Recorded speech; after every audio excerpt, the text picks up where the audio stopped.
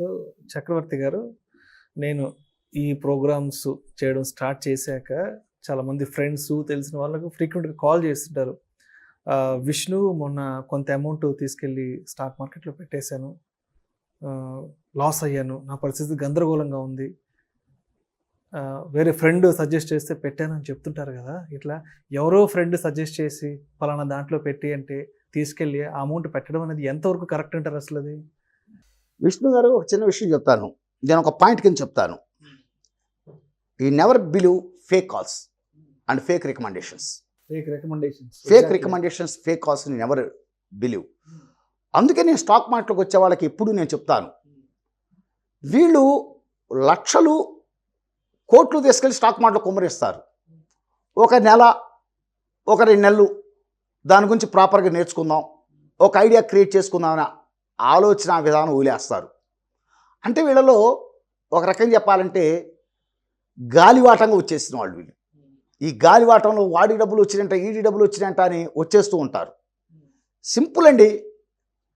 2000 ఇయర్లో వేలగా మాస్టర్ గేమ్లో పెట్టారు. ఏమైంది?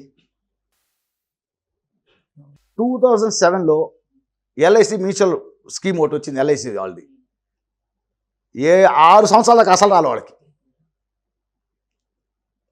2016 ర్యాలీలో కానీ వాళ్ళు బయటికి రాలేకపోయారు. ఓకే. 2007లో ఇరుక్కున్నటువంటి వాళ్ళు భూమిలో 2016లో బయటకు వచ్చారు వాళ్ళు. అందులో వేలగా వాళ్ళు చెప్పారు. మీరు అసలు మీకు ముందు మీరు ఇందా నేను చెప్పాను, we are going to invest hard amounts. డబ్బు చెట్ల కాయట్లే. ఈ డబ్బు సంపాదించడానికి కొన్ని సంవత్సరాలు కష్టపడ్డాం. అలాంటిది డబ్బు తీసుకెళ్ళి మీరు స్టాక్ మార్కెట్లో అడ్డంగా పెట్టేసేసి తెల్లారు ఓవర్ నైట్ మీకు లక్షల కోట్లు అవుతుంటే ఎలా నమ్ముతున్నారు? That's totally your fault. మీరు ఏమన్నా ఒక నాలెడ్జ్ గెయిన్ చేశారా? దాని మీద స్టడీ చేశారా? అందుకే నేనేం చెప్తానంటే, ఎప్పుడైనా సరే మీకు ఒక కాల్ వచ్చింది, ఏమో మంచి స్టాకే రికమెండ్ చేశాడేమో అనిపించింది అనుకోండి, మీకు అదే మంచి టెక్నాలజీస్ నాలెడ్జ్ అనుకోండి, చార్ట్ ఓపెన్ చేస్తారు, చార్ట్ అనాలిసిస్ చేస్తారు, కంపెనీ బ్యాలెన్స్ షీట్ చూస్తారు, company profit and loss account చూస్తారు, కంపెనీ ఓవరాల్గా చూసుకుంటారు. Yes, it's well and good company అంటే వీళ్ళు invest particular company. Simple logic చెప్తాను. నా దగ్గర విజయవాడ అమ్మాయి, ఒక అమ్మాయి ఆన్లైన్లో కోచింగ్ తీసుకున్న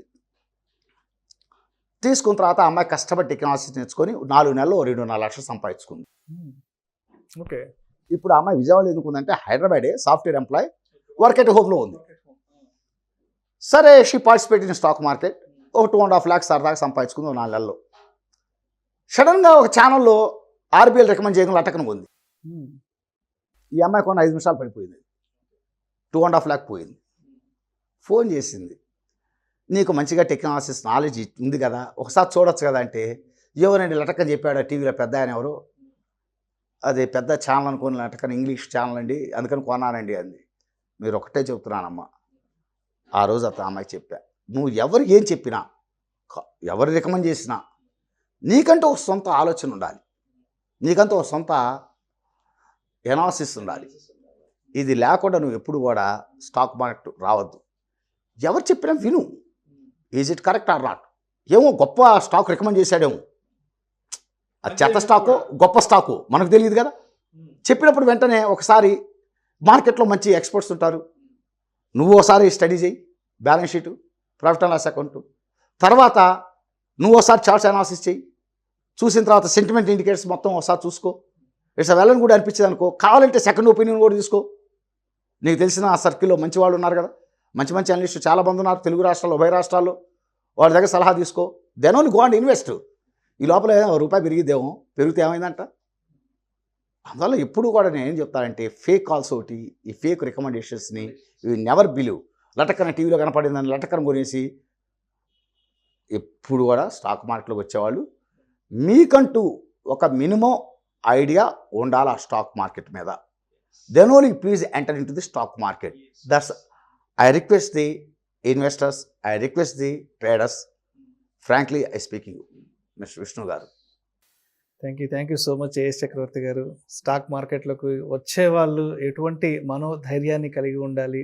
సో అదేవిధంగా ఒక స్టాక్ని సెలెక్ట్ చేసుకునే ముందు ఎటువంటి గ్రౌండ్ వర్క్ చేసుకోవాలనే విషయాల గురించి మా ప్రేక్షకులకు ఇంకోటి చాలా విషయం డీటెయిల్గా గారు, చెప్పారు. ఎప్పుడైతే నువ్వు నీ నాలెడ్జి బాగా నువ్వు స్టడీ చేసి కొన్నావు, అది మంచి స్టాక్ అయినప్పుడు నీలో డేర్ ఉంటుంది, నువ్వు దాన్ని హోల్డ్ చేయగలవు. నీలో డేర్ ఉంటుంది, దాన్ని హోల్డ్ చేయగలవు. అలా కాకుండా నీకు ఏమీ తెలియదు దాని మీద, ఎవడో చెప్పక కొన్నావు, అది కొంచెం తగ్గుతుండగానే ఖచ్చితంగా నువ్వు లాస్ బుక్ చేస్తావు. అందువల్ల ఎప్పుడు కూడా మళ్ళీ ఇంకొకసారి చెప్తాను, స్టాక్ మార్కెట్ వచ్చేవాళ్ళు కొంత దాని గురించి తెలుసుకోవటానికి ప్రయత్నం చేయండి. ఏదో గుడ్డెత్తి చేలో పడ్డట్టు రావద్దు. It's my sincere request to the investors. Thank you so much sir. Thank you.